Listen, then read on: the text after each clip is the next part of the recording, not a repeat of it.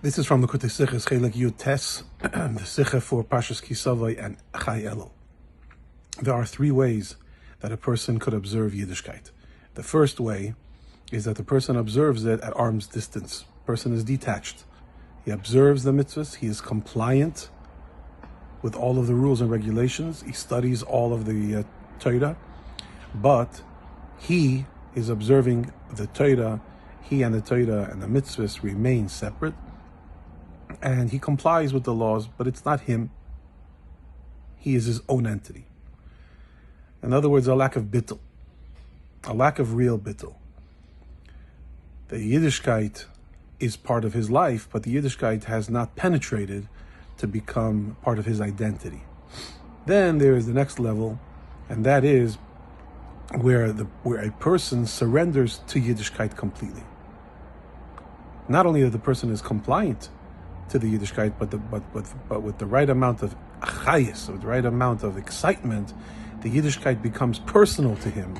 The Yiddishkeit means the world to him, and he begins to lose any kind of self-awareness and self-consciousness, and he becomes completely consumed with Yiddishkeit, with Hashem, with the Torah and the mitzvahs.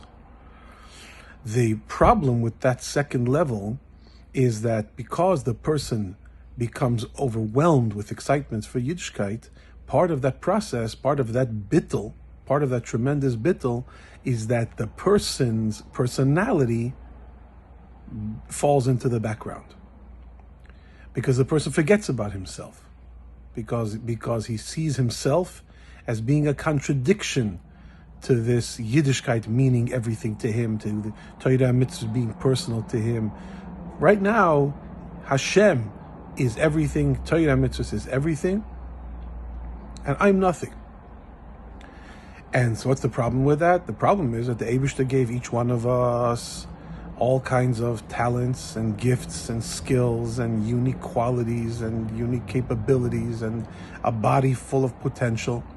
And with that kind of bittul doesn't allow the godly energy to be served by the details of our personality, by the various elements of who we are, because our bittul is overwhelming.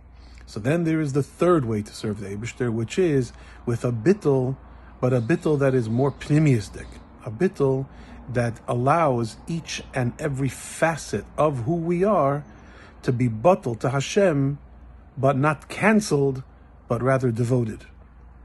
So instead of canceling myself in the face of the truth, in the face of Torah and mitzvahs, I devote myself to the Torah and mitzvahs, and because of the tremendous level of bittul, every talent that I have, and every potential, and every quality, and every skill devotes itself with all of its wisdom to Torah, mitzvahs, and the Eibishter.